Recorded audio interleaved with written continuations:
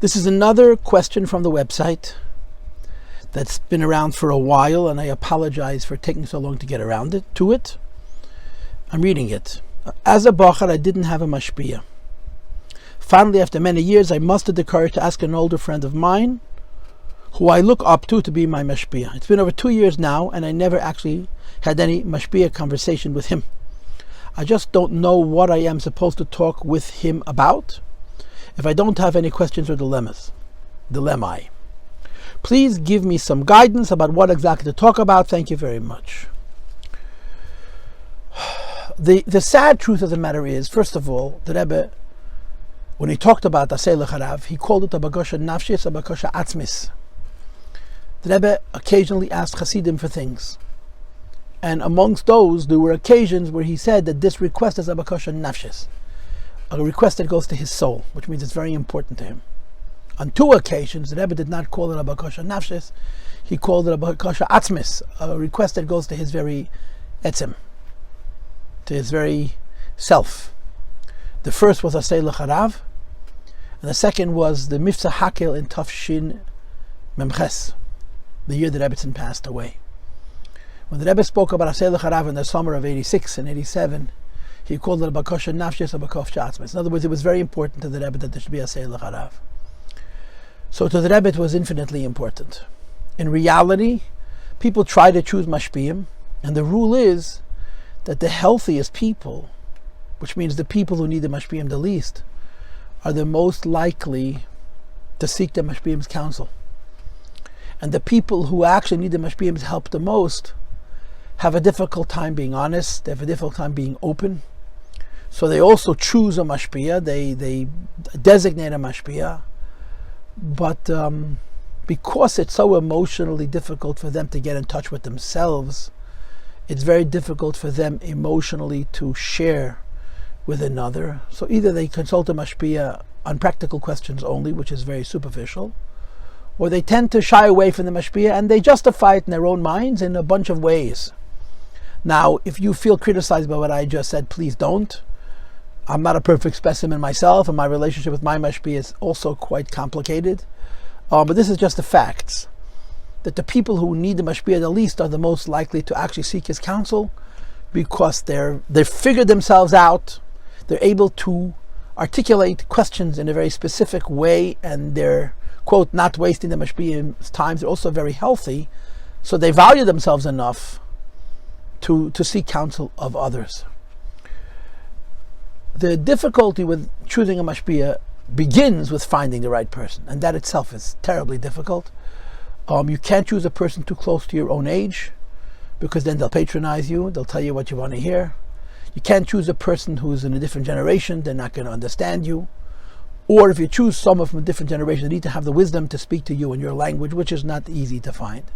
But even if you find a Mashpia, then becomes the difficulty is how do you relate to that Mashpia, how do you interface with that Mashpia? For a variety of reasons, and of course the big excuse is my Mashpia is busy. And I always tell people, when your doctor is busy, you consult him anyway. Why, when your Mashpia is busy, don't you consult him? And the answer, of course, is it's different. And it really isn't. In fact, if anything, the Mashpia relationship is it's critical, because it has to do literally about life itself, not just details in life, as opposed to what we go to a doctor for. But it's very hard for us, within ourselves, to value ourselves enough, to appreciate ourselves enough, to appreciate that we're entitled to a Mashpia, and we're entitled to talk to him, we're entitled to, quote, waste his time within the parameters that you and him set up, so that you can benefit from that relationship. So that's the sad reality. So I don't know who wrote this question. I don't know how old this question is.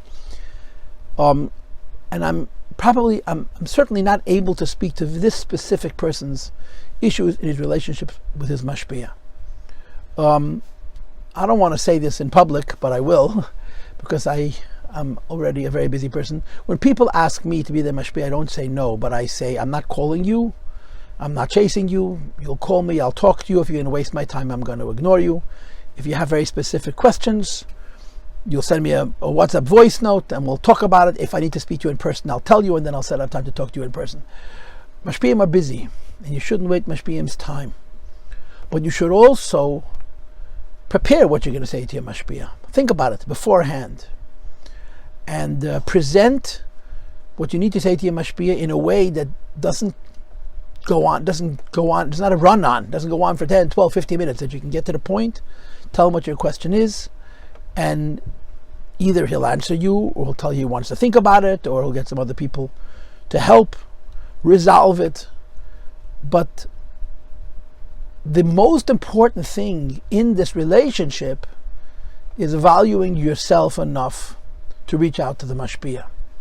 Of course, the easiest things to discuss with Mashpia are practical questions. Questions about religious life, questions about being realistic about yourself and your religious life vis-a-vis your Yetzer Hara and other factors.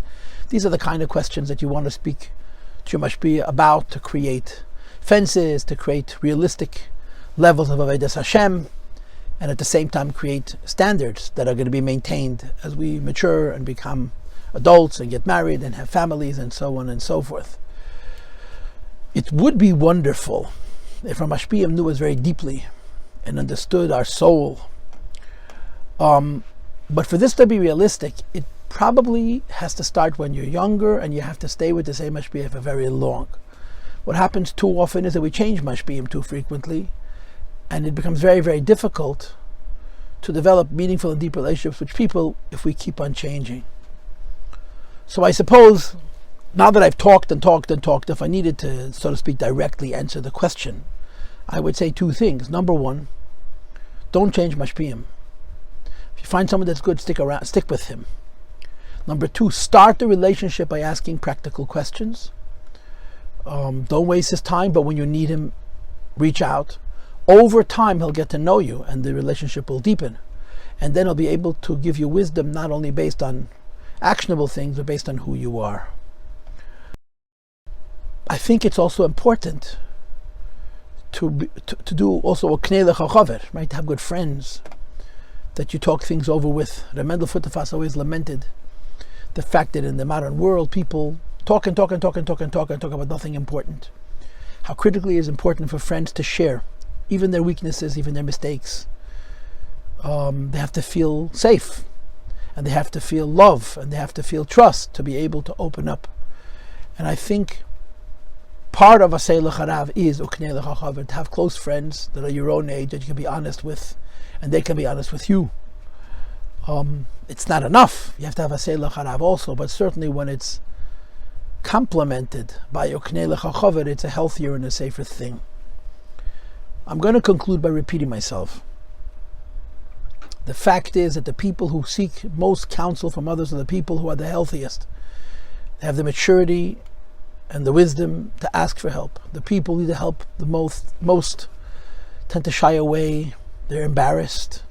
And really, above all else, they don't value themselves enough. They don't have what they call good self-esteem.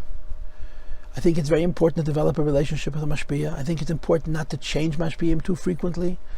Start on a simple level. Don't waste his or her time. And over time, the relationship will deepen. And appreciate that we're works in progress. We're not perfect. We're not meant to be perfect. We have nothing to be ashamed of. The only thing we have to be ashamed of is being ashamed, if you will. The fact that we're not perfect and we make mistakes. We have to be open and honest with ourselves, and hopefully we can transfer that honesty to other people who we respect and who will honor us, so that we could grow and come one or two steps closer to being a little less imperfect.